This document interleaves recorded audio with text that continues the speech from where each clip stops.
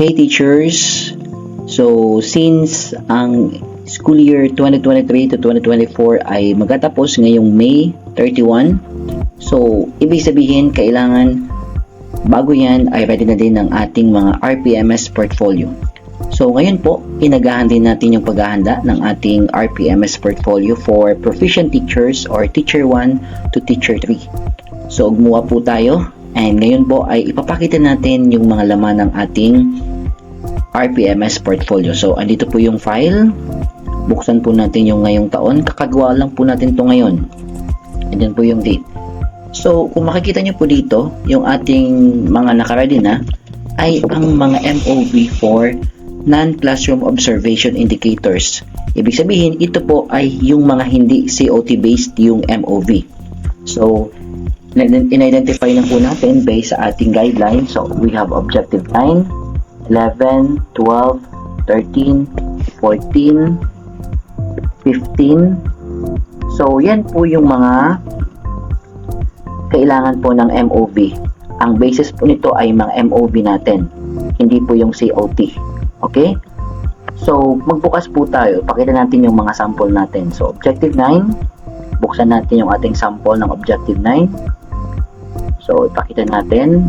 Ayan po. So, naglagay na tayo dito ng guide so that alam nyo kung ilan yung kailangan. So, sa Objective 9, isa lang po ang kailangan. Ayan. Pakita po natin yung sample natin. So, naglagay tayo dyan ng mga shaded area kung alin yung kailangan. Ayan po. So, ito po. Nakalagay naman dyan. Malinaw naman dyan.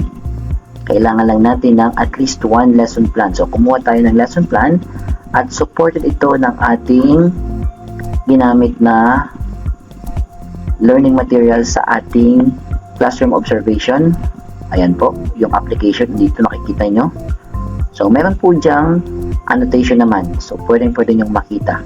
Okay, so yan po yung sample ng ating Objective 9. Next, buksan naman natin yung ating Objective 11.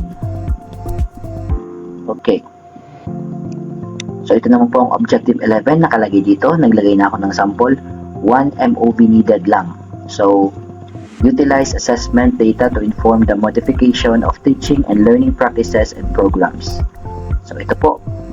Kumuha tayo ng ating isang least learned skills.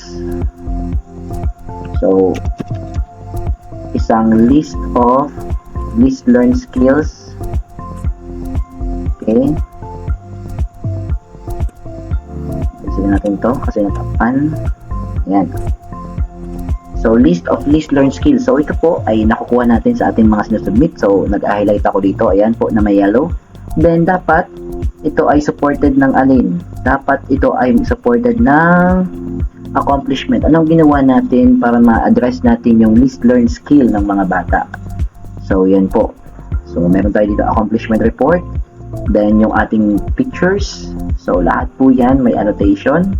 So, blanco po ito kasi kung kayo po ang magadagdag na lang. Anyway, ito po ay mga personally ginawa natin base sa ating ginawa sa paaralan. So, yan po. Ating sample. Okay. So, that is for Objective 11. Okay. So, puntahan naman natin yung ating Objective 12. Yan.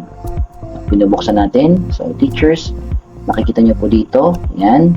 So, sa Objective 12, isa lang ulit na MOV ang kailangan. So, madami itong list but then kailangan nyo lang ng isa. So, naglagay tayo dito ng dalawang sample.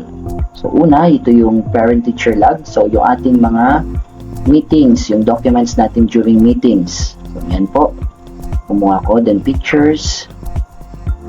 Yung ating attendance. So, kunin nyo po sa inyong mismong attendance. Then, pangalawa na MOV, ito po yung screenshot ng communication sa GC. So, ayan po. Ayan. So, yan po yung ating sample ng Objective 12. So, teachers, ito lang muna yung papakita natin, 9, 11, and 12. Next po na video, ipapakita ko naman yung next Objective 13, 14, and 15. So, i-like po ito, then, abangan yung ating next upload ng video. So, thank you po. I-upload ko po yung next nating MOV Objective 13, 14, and 15. Ipapakita natin sa ating video.